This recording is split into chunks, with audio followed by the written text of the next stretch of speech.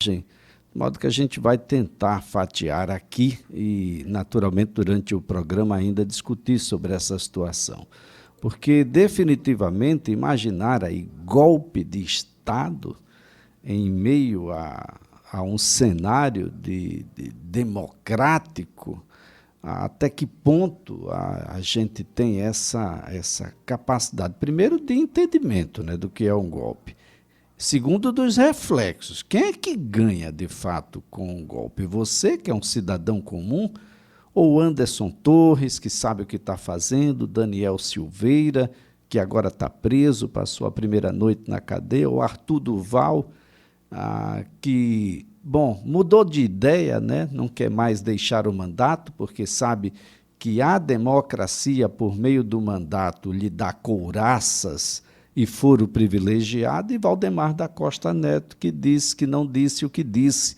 Essas coisas todas é o que a gente passa a conversar a partir de agora com o professor Welton Roberto, advogado, militante no direito criminal, professor da Universidade Federal de Alagoas, professor doutor em direito penal pela Universidade de Pavia, na Itália. Doutor Welton Roberto, um bom dia. Bom dia, meu querido amigo Elias, bom dia a todos os ouvintes da CBN. Realmente é um cenário primeiramente preocupante, porque tudo aquilo que se falava agora está sendo comprovado, tudo aquilo que se temia, agora nós temos provas concretas de indícios de que o golpe estava em curso.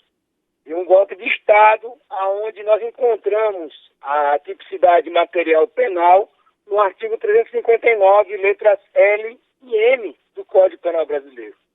Então, é preocupante e, ao mesmo tempo, a gente precisa compreender que o Estado democrático de direito, ele admite a liberdade para tudo, menos para a sua extinção.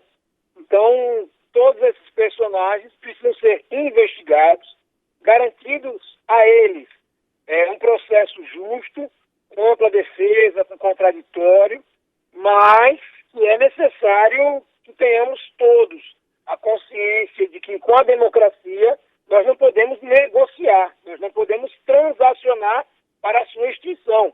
Muito pelo contrário, é através da democracia que a gente vai conseguir alcançar níveis de maturidade, tanto eleitoral quanto civilizatória, para chegarmos às próximas gerações ainda no espírito democrático, porque todos que passaram por uma ditadura conhecem e sabem o preço que a ditadura nos deixou, o legado que a ditadura nos deixou, um legado de desaparecidos, de mortes, de tortura, de enriquecimento ilícito de alguns militares. Nós todos sabemos disso, a história nos conta e nos diz isso, né?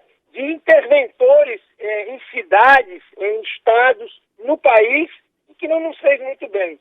Então, a democracia ainda é o melhor caminho, é a escolha constitucional do nosso legislador, dos nossos representantes, sejam eles de direita, de esquerda, de centro, centro-direita, centro-esquerda, mas não podemos, em hipótese alguma, nesse momento, deixar a democracia abandonada, largada, até porque temos instrumentos legítimos e legais para que essas pessoas respondam pelos atos que praticaram.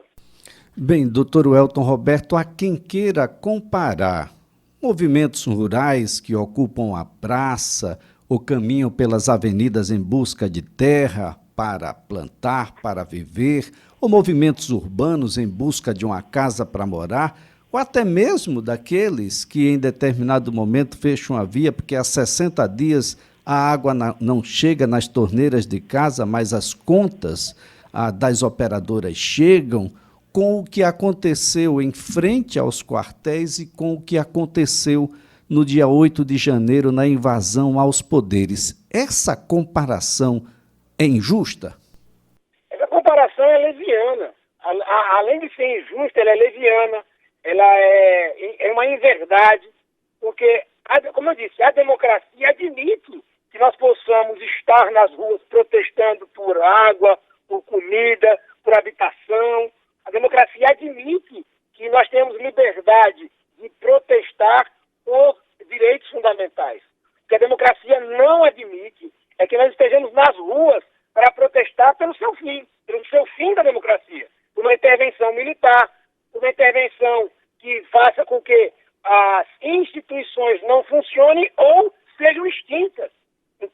há uma leviandade daqueles que se utilizam da democracia para acabar com a própria democracia. Essas pessoas precisam ser investigadas, processadas, e se provados que elas estão atentando contra o Estado Democrático de Direito, condenadas e presas. Aí sim, nós estamos fazendo tudo isso através do Estado Democrático de Direito.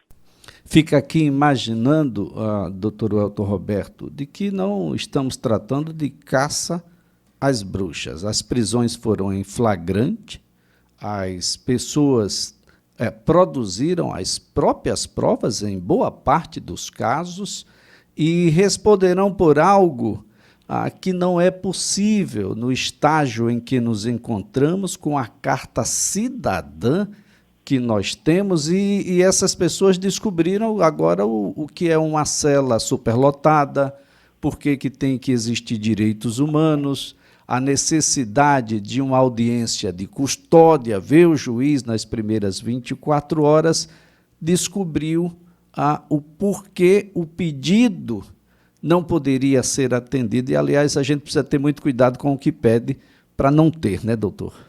É verdade, porque, veja só, somente agora, em todas as pessoas que são acusadas de crimes e que são presas em flagrante, precisam ter preservado seus direitos de defesa, direitos à sua integridade física, psíquica e moral.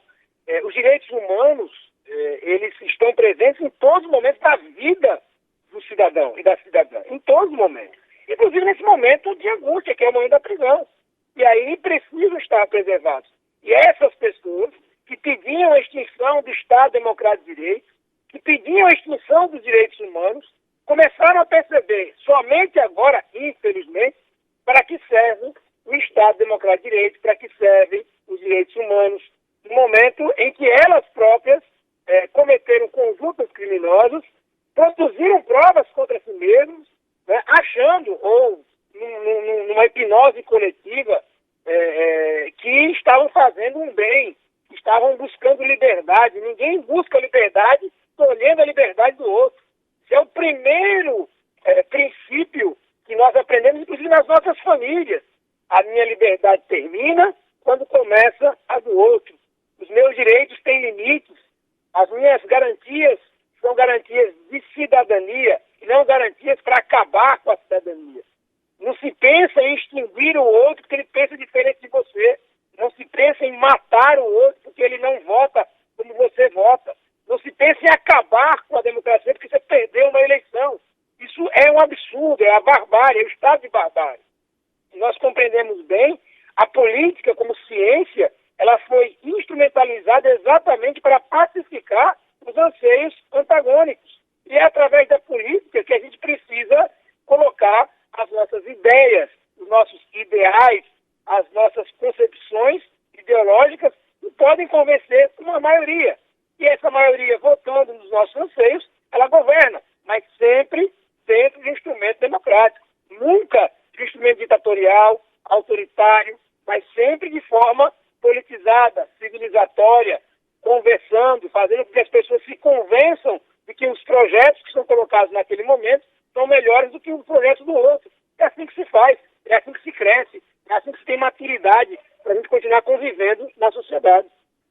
Agora, doutor Elton Roberto, uma vez chegada à conclusão, transitada em julgado aí de determinadas pessoas condenadas exatamente pela prática desses atos, nós teremos um segundo reflexo, por exemplo, aqueles que estão associados aos conselhos regionais, a própria OAB, salvo engano, há no juramento algo que impede que um advogado esteja associado a um pedido de ditadura. Esses órgãos vão ter que se manifestar também?